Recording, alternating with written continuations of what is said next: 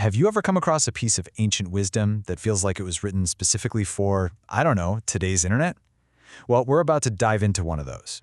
It's an old proverb from Afghanistan about a very ambitious frog, and honestly, its lesson on humility has never been more important. Okay, so we're going to start with a bit of a puzzle.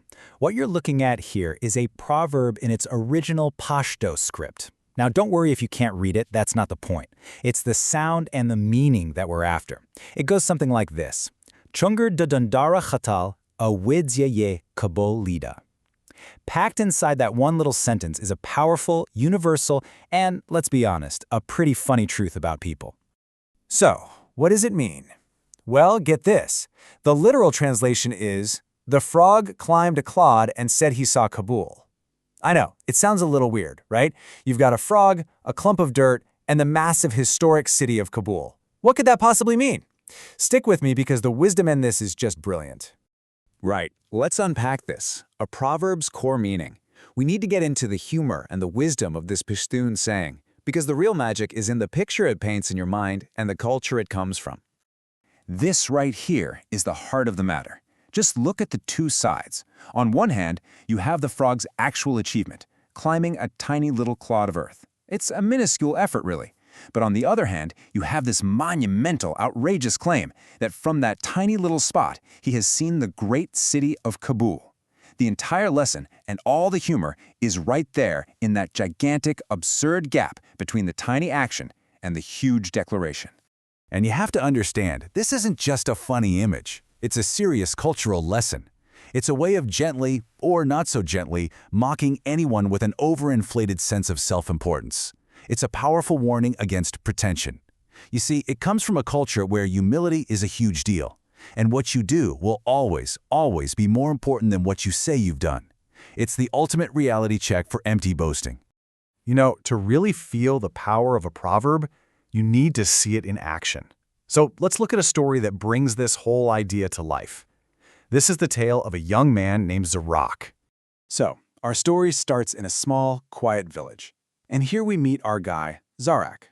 Now, Zarak has never really been anywhere, but he's read a couple of books, maybe listened to a few travelers passing through, and based on that tiny sliver of secondhand information, he's come to a pretty dangerous conclusion. He knows everything. So picture this scene, right? Zarak is sitting around a fire with the village elders. We're talking people with decades of actual life experience. And he starts going on, describing these great cities, the way kings behave in foreign lands, the tactics of war, all with the total confidence of someone who's been there.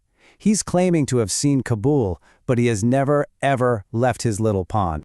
So after Zarak finally finishes his big performance, one of the wise old elders, a man who had actually been out and seen the world, doesn't scold him. He doesn't embarrass him. He just quietly, calmly says this, and it's perfect. It's not an insult, it's just a devastatingly accurate observation.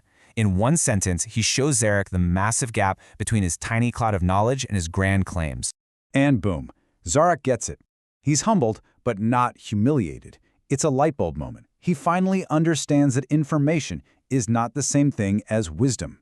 Reading about the road is not the same as walking it. So what does he do? He stops talking and he starts walking. He leaves the village to get real, actual experience. Years pass, and a much wiser, quieter, more thoughtful Zarak returns to the village. He's not boasting anymore. Instead, he shares what he's learned, which is basically a deeper version of the proverb itself.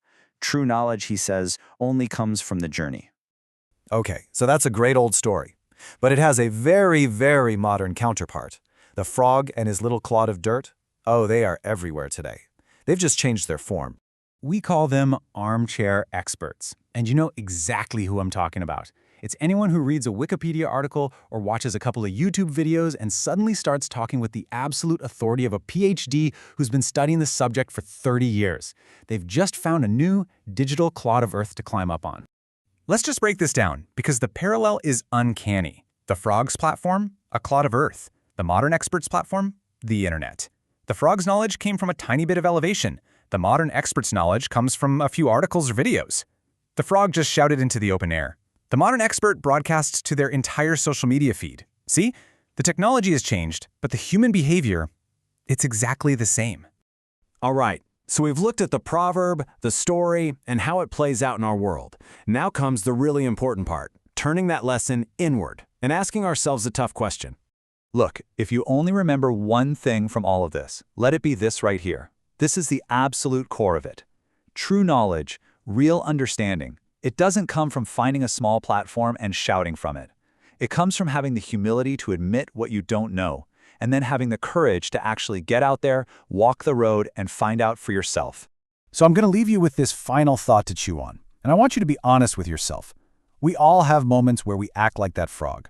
So, what's your Claude? What's that small achievement, that little bit of information you've stood on that made you feel like you had seen Kabul? Because recognizing our own Claudes, well, that's the first step to getting off them and starting a real journey.